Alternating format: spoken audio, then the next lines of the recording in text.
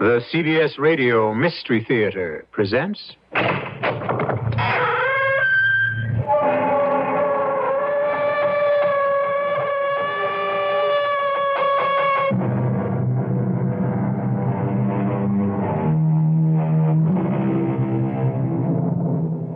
Come in. Welcome. I'm E.G. Marshall. This week starts the second year of Mystery Theater, and it will be a week to remember. A week devoted to the world's master of mystery, horror, and the bizarre, Edgar Allan Poe. Each night this week, it will be my pleasure and honor to bring you one of Poe's masterpieces, our respectful tribute to the creative genius of a truly great author whose stories will live for all time. Help us celebrate the start of our second year of Mystery Theater by joining us every night this week in our salute to the world's acknowledged master of the macabre. Of all the fears that have plagued mankind, probably the most terrible was the possibility of being buried alive. Oh, don't shrink away. You have nothing to fear, modern medical science being what it is. But not so many years ago, the thought of waking up in one's closed coffin beneath 6 feet of earth, that was a horrible thought indeed. And an ever-present danger, which led, in at least one case, to a remarkably strange experiment.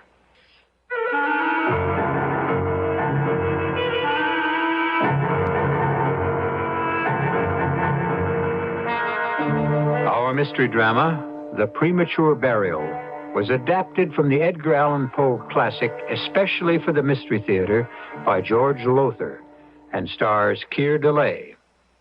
I'll be back shortly with Act One.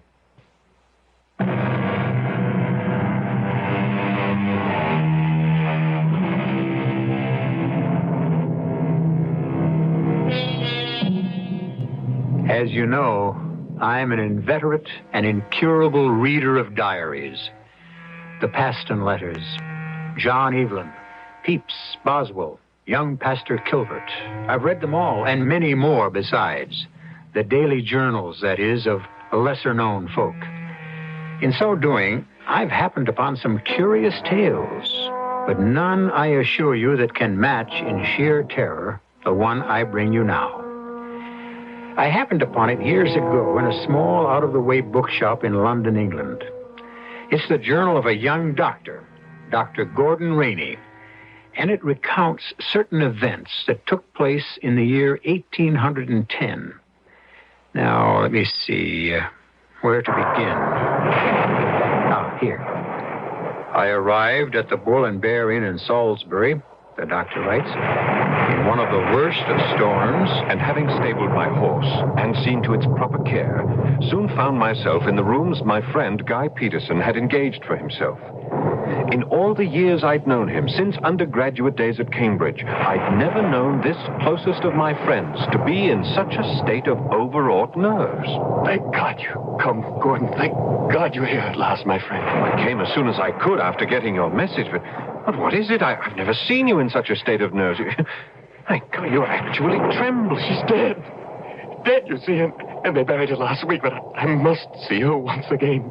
Gaze on her face. Now look at me. What? Look at me. Look full into my eyes. What?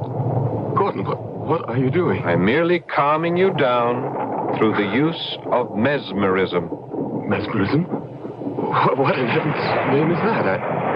And why do you stare at me? As if I... That's right, old friend, that's right. Calm down. Quiet yourself. Relax. Just loosen up. Let yourself go. That's it.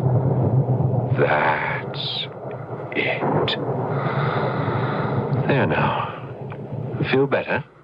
Why, yes. But how did you do it? What is this? Mesmerism, did you say? Yes. A means of controlling another person by Well, to put it simplistically, dominating him with one's own will, the force of one's own willpower. But that's miraculous, and yet you did it. I feel ever so much calmer now because you made me. Good. And now, Guy, calmly tell me why you sent that urgent message to meet you here in Salisbury. Victorine is dead. Well, I know how you must feel, and of course I sympathize deeply, but her death, isn't it a blessing? A blessing? She's dead. Victorine is dead. And at last free of the hellish life Sir Giles Buckingham led her. Come now, Guy. Is that not something to thank God for? Well, I suppose so. Oh, my dear good friend. I know how much you loved her. Loved her? She was my heart, my soul, my very life. A life that's ended for me when her family forced her to marry Sir Giles. We've talked of it again and again, but now that she is dead, perhaps you can try to take up your life again. I must see her, Gordon. See her? That's why I'm here. Why I asked you here. I must see her, Gordon. Gaze upon her lovely face once more. But she's buried a week ago, you said. In the family vault on the Buckingham estate. I want to go there tonight. Force entry into the vault. Open her coffin. And look at her once more. Just once more. I need you because I fear to go alone. There is more to fear than that, Guy. What do you mean? A body, dead and buried for a week in a damp and virtually airless vault. Guy, you'll not see Victorine as she was in life. I shall see her. Guy, this is mad. I beg you to... I must! I don't care what she has become. I must see her once more. Must I do it alone? Will you help me? If it is your wish, you wish it so strongly, then... Yes, I'll help you. We must be careful not to be discovered, Gordon. This moonlight makes everything as clear as day. There'll be no one about unless the estate is guarded at night against poachers. Let's hope not. Wind kicking up. That should help a little. Cover any sound we make. Yes. Here's the gate to the estate. Is it locked? Soon find out. No. Come. There. So much for that. Now, the location of the vault, do you know where it is? Yes. That line of copper beeches on the hill. Do you see them? Yes. The vault lies just beyond. Come. Wait. That barking dog. If the place is guarded by a dog or even dogs... Now, don't let your nerves get the best of you. Bad enough to face trouble when it comes, not before. That dog. It's here on the grounds and closer. Gordon? Steady, man, steady. Yes, it's on the grounds, all right, and coming this way. Come, let's step out into the open. Into the open? If the dog is coming this way, I want to meet it in full moonlight. Why, Gordon? Why? Because my only chance of subduing the beast, if it can be done, will be with my eyes. My voice, too, yes, but the eyes. There, I see it, coming over the hill against the moonlight. Good Lord. A monstrous animal, Gordon. It's a mastiff, and a big one. And he's caught our scent. Come on, step out into the moonlight. Quickly, or all is lost. Yes. Gordon, I'm scared. Stand still. Make no move. Leave this to me. All right, boy. Quiet down. Quiet down now. That's a good dog. That's it. We're not here to do you any harm, boy. We're friends. Your friends. Yes, that's right, boy. There's a good dog. A fine dog. Unbelievable. You stopped him with your eyes. Held him to the one spot just by looking at him, and with your voice you soothed him, you calmed him, took all the fight out of him. Yes. And now, let's get on to the vault.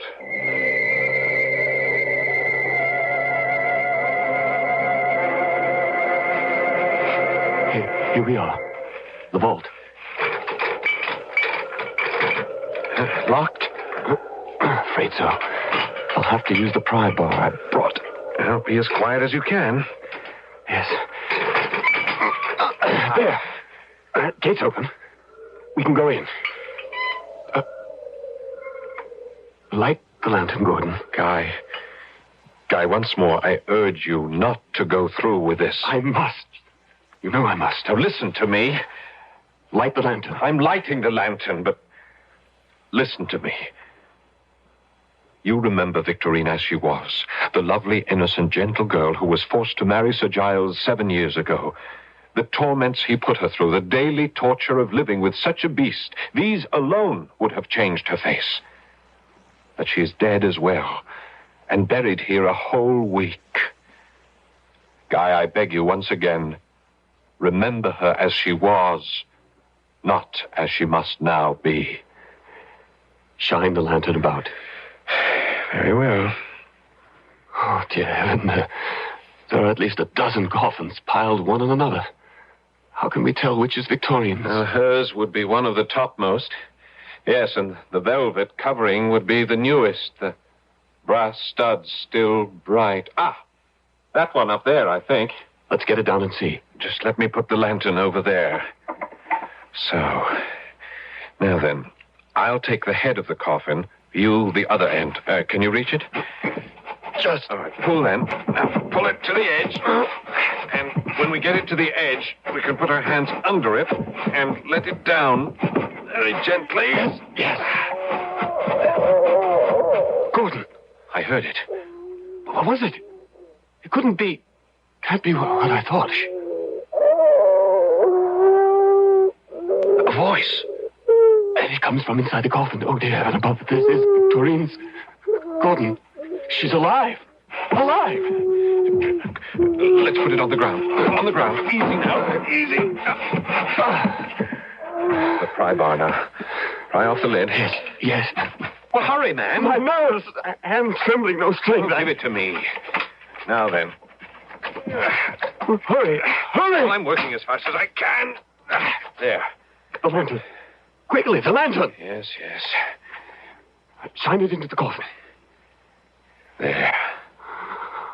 Oh, look. Victorine alive.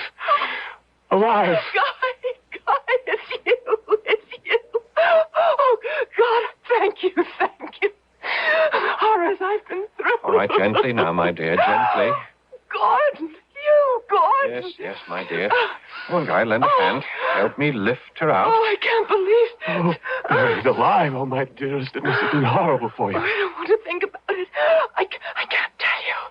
To wake up, and at first not knowing where you are, and everything black, pitch black, suffocating, scarce enough air to breathe. Best not to think about it. And then you move, and you feel the sides of the coffin narrow, so narrow, and you reach up and you touch the lid, but the lid's only an inch or two from your face, and then suddenly, you know. Oh, heaven help me, you know. You scream with the terror of it. You scream and scream and scream.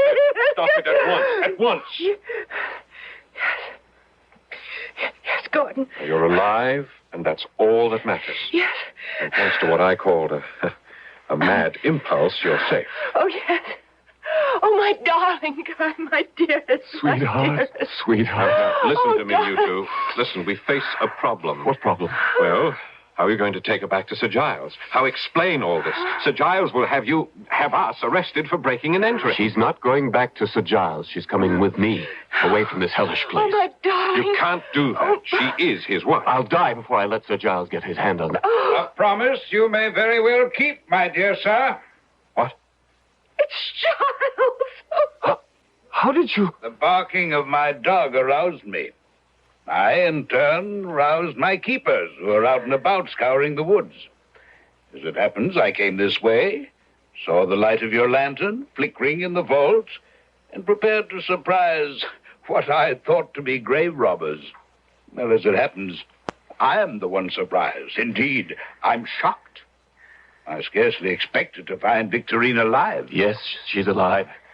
And from here on, Sir Giles will live, I pray, a far happier life with me than ever she did with you. Move aside, sir. I think not. If you're going anywhere, my friend, you and your accomplice, it's to jail. As for my wife, since she is returned to life, she will also return to me. Oh, no! You don't move, sir, I warn you. For if you do, it will give me extreme pleasure to blow your head off with this gun. Extreme pleasure. I confess that at this point in Dr. Gordon Rainey's journal, I thought the tale over and done with. I was wrong, for really, it was only the beginning. I'll return shortly with Act 2.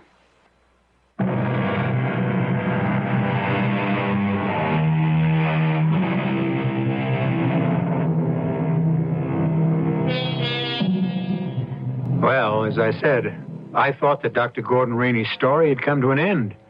He had gone with his friend, Guy Peterson, to the vault where the woman he loved lay dead in her coffin, only to find her alive. And then, as he planned to run away with her to save her from further torments at the hands of her husband, he was stopped by the appearance of that same husband, gun in hand, promising to have him and Dr. Rainey jailed. Giles, I entreat you. Let them go. They've done no harm. On the contrary, if it hadn't been for Guy and Dr. Rainey, I'd even now be lying in my coffin, alive. Would that you were. Damn you, woman, would that you were.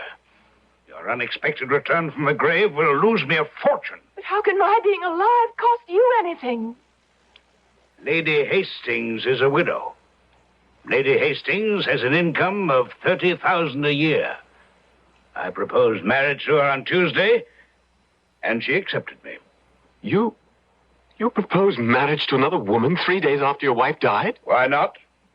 I'm alive, very much alive, and to live one needs money. Why the look, Dr. Rainey? You have more sense, it seems, than sensitivity, Sir Giles. Insulting me will only worsen matters for you, Doctor, if that's possible. You can't be as unaware as you would like to seem that your career is ruined. A doctor, a physician, arrested for breaking and entering a mortuary, a sacred repository of the dead. Sir Giles, you mustn't do this to Dr. Rainey. He helped me because he's my friend, a good and true friend. He was against it from the very start and would never have agreed to assist me had it not been for his deep and abiding sense of loyalty. Oh, do stop, do, or you shall have me in tears. Tears from a stone. A miracle. So am I. Oh. Very well, then. Stone that will crush you, dear wife. Crush you until the death you've escaped will seem a paradise to you. Put down that gun and I'll... But I've no intention of putting down the gun. Certainly not until the bailiff arrives and takes you into custody, to jail, where I shall see to it you rot, the two of you. What do you mean, rot? I mean, quite simply, that once you're put in jail, you will never leave it. You will rot there, Doctor. You make no sense, Sir Giles. The penalty for breaking and entering... Penalties? Who speaks of penalty? I do. There are laws in this nation. But only one law here, me. I am the law in the village of Buckingham. I am Buckingham. Oh, and he is. No, Sir Giles. You will not imprison this man for the rest of his life, nor will you imprison me. Oh? And may I ask why not? Because I say so. Because I tell you so. Now, don't look away. Look at me. Look into my eyes. Have the courage to look into them and tell me then. Will you imprison us? Mesmerism. Why, such is my intention, yes? Is your intention, Sir Giles, or was? Well, it certainly was. I mean to say, the way you put it, most eloquently. Good Lord. It's working. He's doing it again. Doing what? And you, being a man of sensitivity, my eloquence, the validity of what I say, has touched you. Is that not so? It is so, isn't it? Yes. Seen in a different light, so to speak, yes, it would serve no purpose to put you in jail. None really. And so you let us go? You will let us go? Yes, go. Get out of my sight, the two of you, and never come back. Let us leave, Guy. Victorine, under the law, there's nothing we can do. She is his wife. I can't leave her. You must.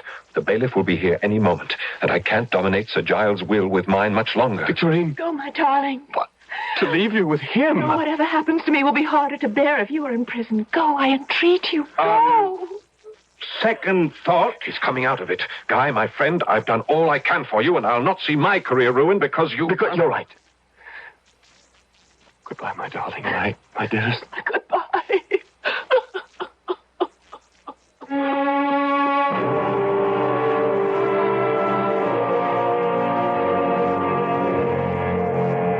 Mesmerize me, Gordon. Do something. Do anything to relieve me of this torment. You must control yourself. I think of her, dream of her. She is never out of my thought, and always I am stricken with the thought that my very imaginings are as nothing to what he is really doing to her. The beatings, the starving of her, her very loneliness, the vile subjection to his passions. Oh, merciful heaven, I shall go out of my mind. Yes, Guy, you shall. Unless you pull yourself together. Now, if you don't stop thinking of her, if you don't stop letting your fancy invent miseries she is very likely not suffering, you will go insane. You will. Someone at the door. Who? Were you expecting someone? No one. Whom would I want to see? I'll answer. Victorine! Save me, Gordon, save me. Good heavens. Come in, my dear. Guy, look, it's Victorine. Victorine? Oh. It is. My dearest. I could bear it no more. Oh, yes. Oh, hold me in your arms. Hold me. Oh, Victorine. He may kill me, but I'll never go back. Never. He never loved me. And now he hates me because I keep him from marrying Lady Hastings and her fortune and makes me pay. Oh, save me from him. Never let him take me back. Gordon, she's fainting. Here, Victorine, some brandy. Lie down on the couch. There, my love. Lie back.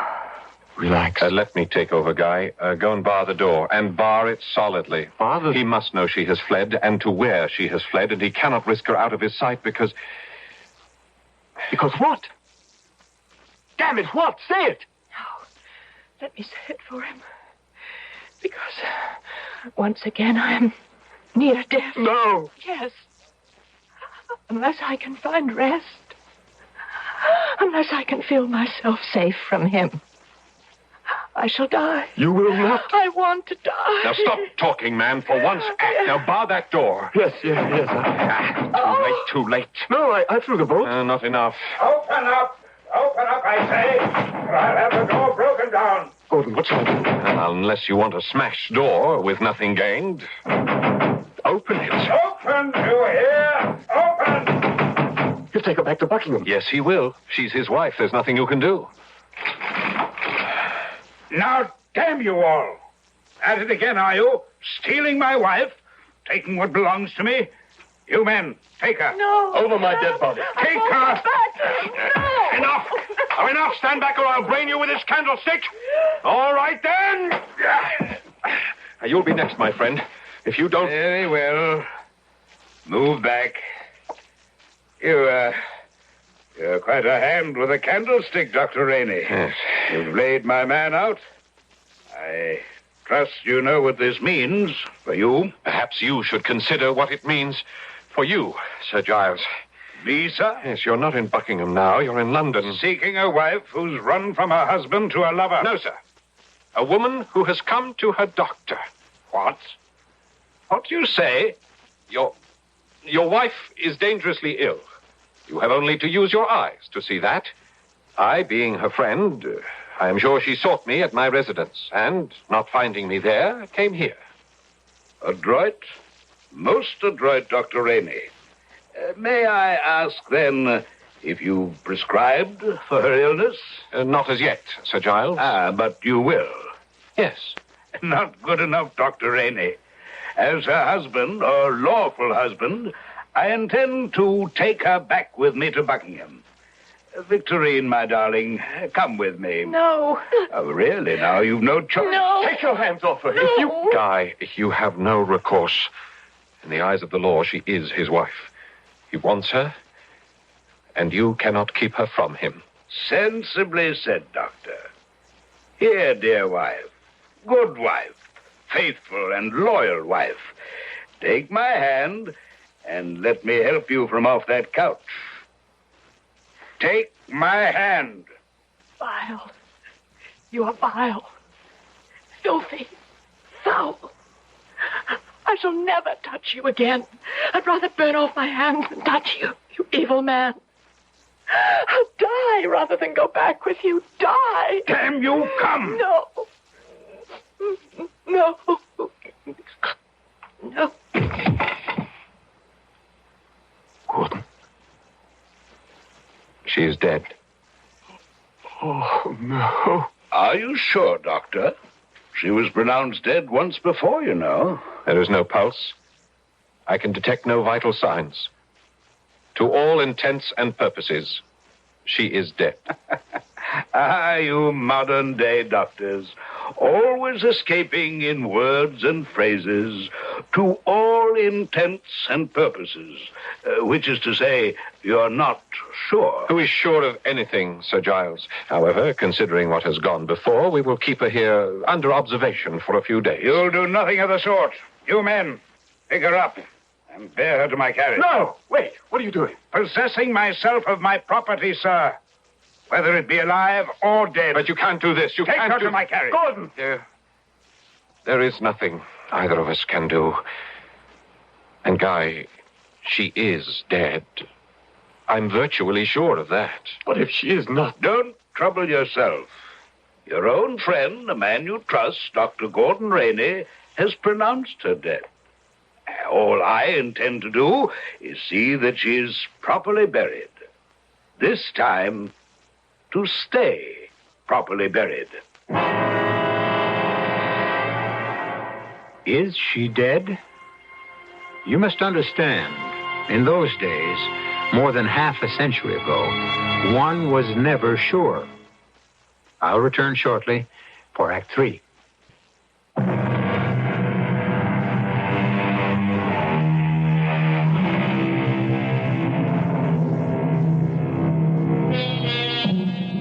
Think for a moment how you would feel if you thought someone you loved might conceivably have been buried alive.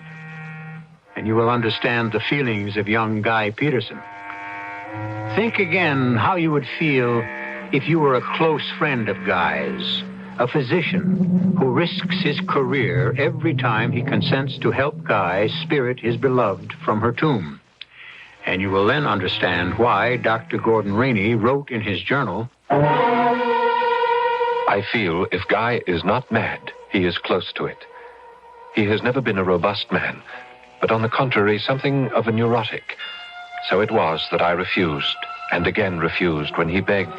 Help me. I beg you, Gordon, help me. That is what I am trying to do, by refusing what you ask. We were caught in the act of entering the Buckingham vault the first time. We would surely be caught a second. There can be no doubt that Sir Giles is having the place guarded. If there's a guard, we'll get past him somehow, or knock him unconscious, or yes, you could mesmerize him as you did that dog and Sir Giles. Guy, my dear, good friend, listen to me. First, Victorine is dead. How can you say that? She suffers, she must suffer from some sort of malady that makes her only appear to be dead. There are such maladies. Yes, everything you say is true, but... You admit she could yet be alive. Buried alive in that tomb even now. Now, stop that. Stop it. The second thing I was going to point out is that mesmerism doesn't always work. Some people, the kind of peasant type who'd likely be guarding the vault, cannot be brought under the hypnotic influence. Yes, but... And a third thing is this. I am a doctor. If I get caught again, Sir Giles could end my career, and all I have tried to be, all the good I can accomplish in this world, would be set at naught. I'm sorry, Guy. I cannot risk it again. Then I must do it alone. You will not do it alone. You cannot stop me. No one, nothing can stop me from rescuing Victorine from that vault. Guy, you are mad. You are thinking irrationally, acting senselessly. That's my concern, and certainly no longer yours. Oh, Guy. Leave me, Gordon. I must prepare for the journey to Salisbury. Well, leave, I said. No. I'll go with you. You've changed your mind? I have not. But this is a mad business, and I'm a fool to help you, but I am also your friend.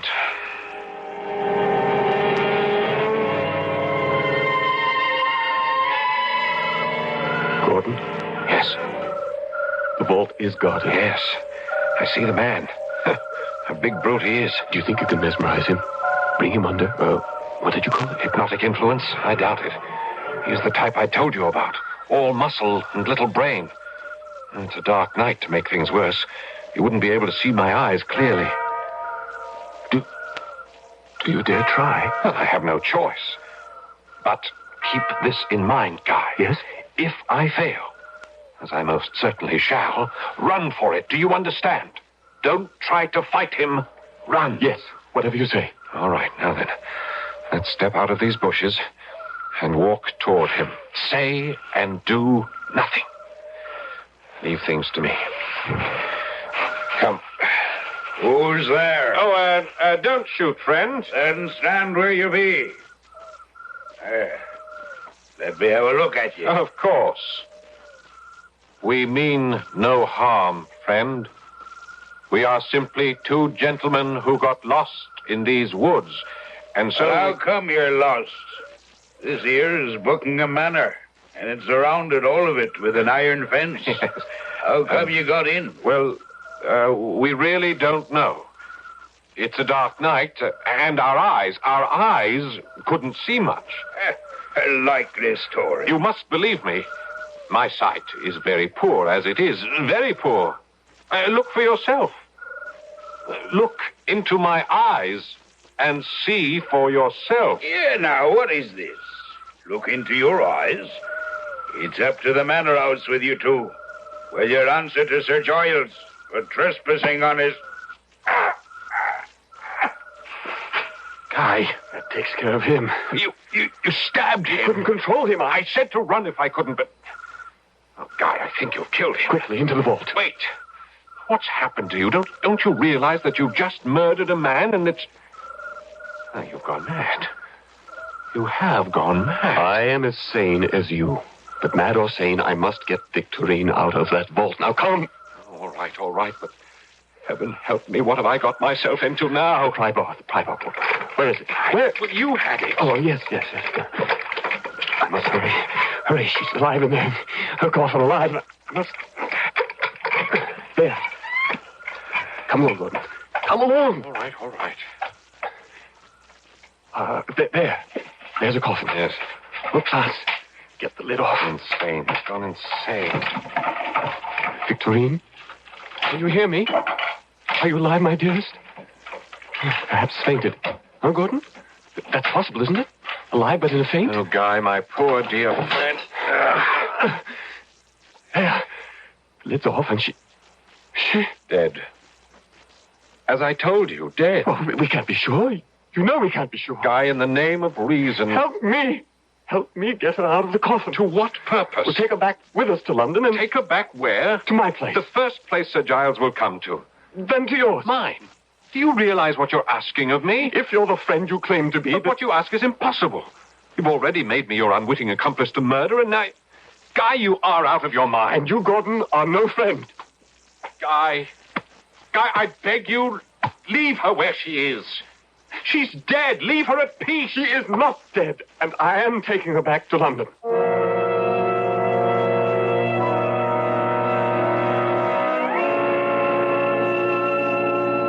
If whoever may read these pages of my journal thinks me a fool. I could not agree more. But Guy was my closest friend, and what's more, was clearly deranged by the love he bore Victorine, and his horror of letting her be buried alive. So we took her body to my rooms in London. 3 days she lay on the couch in my sitting room, Guy never leaving her side night or day. But on the 3rd day, I knew something must be done to end this madness of his. Look at her. There's no sign, not one, of decomposition. Yes, because it is the middle of winter and we've kept the windows open and no fire in the fireplace. The sitting room of mine is a virtual ice house. No, I know. Now listen to me. What you persist in doing is not only lunacy, it is sacrilege. The dead deserve decent burial. If you love Victorine, as you say you do, let us bury her, Guy. Bury her tonight. Where? Then you will. Yes. Where can we take her? Well, I thought of that and prepared for it. A grave awaits her body in St. Pancras Cemetery. All is arranged. We can take her now under cover of night. Then let us do it. Good, good. Now, I've kept my carriage waiting below. Do you want to carry her, or shall I? Let me. It will be the last time I hold it in my arms. All right. Pick her up, Guy. Yes. Yes. Gordon? Oh. Gordon, what was that? It's nothing. Come on, let's go downstairs. No, but she gave a sigh when I picked her up. Guy. You heard? Gordon, you heard? Good Lord, I did. Here, move aside. She's alive. I knew it. Alive. Quiet, man. In heaven's name, be quiet. Victorine. Victorine, do you hear me? Yeah. I have taken your hand in mine. Do you feel it? No. Can you open your eyes? If you can, open them. She has. Gordon, she's gazing at me. Victorine, do you see Guy? Yes. Farewell, my darling. Farewell. Farewell. I am near death. No. Only a spark of life remains. No. Oh. No, she must not die. Gordon, stop her. What are you saying? Mesmerism. The hypnotic influence. Use it. Are you mad? Use it? How? Command her not to die. Command her to live. Command her to live? Command what to live when there was scarce a breath of life in her? Her mind, her spirit, what? But I did it. May God, in his infinite mercy, forgive me. I did it. Using the powers of mesmerism, I held her eyes with mine and commanded her, forced her to live. Even though over and over she cried out, I am dead. Let me go. I'm dead. but I did not let her go, could not let her go, because, yes, I confess it, because the experiment fascinated me. I, Dr. Gordon Rainey, committed for over 5 long weeks, committed the sin, the crime, the sacrilege of holding the spirit within a dead body to this earth, even though it pleaded, entreated, begged. Release me. Oh, release me. In a short time, yes.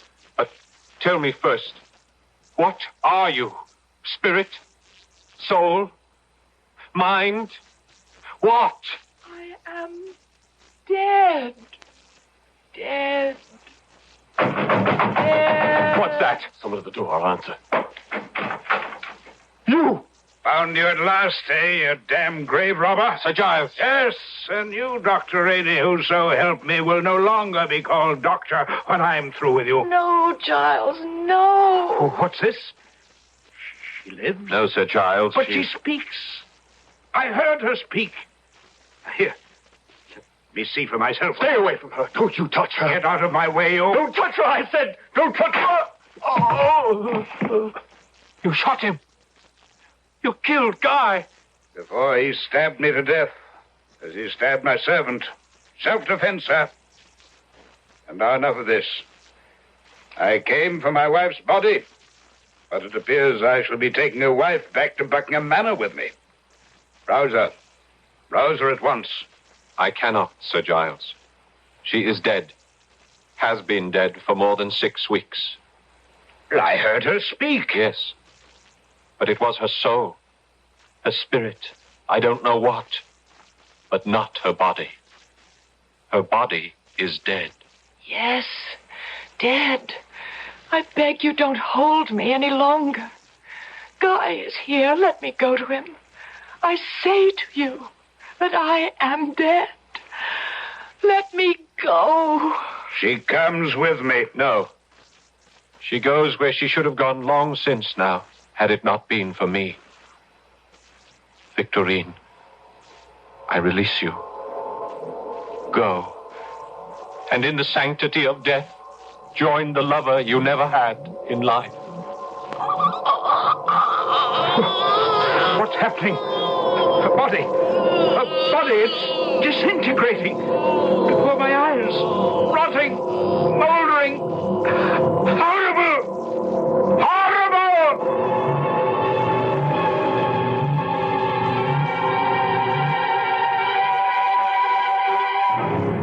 Horrible indeed it was. For using Edgar Allan Poe's own words, upon the couch there now lay not the body of Victorine, but a nearly liquid mass of loathsome, detestable putrescence. Mr. Poe's words, mind. When he set out to horrify you, he horrified you. I'll be back shortly.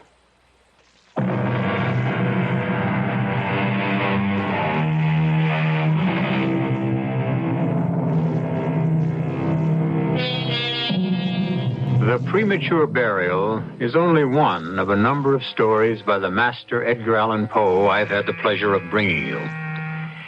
We now owe, and generations to come will owe, so much to his imagination, his vibrant fancy, that it might be nice to think of him now and then, let his name pass through your thoughts as it does through mine, and to wish him well, wherever he may be. Our cast included Keir Delay, Paul Hecht, Guy Sorel, and Marion Seldes. The entire production was under the direction of Hyman Brown. This is E.G. Marshall inviting you to return to our Mystery Theater for another adventure in the macabre. Until next time, pleasant dreams.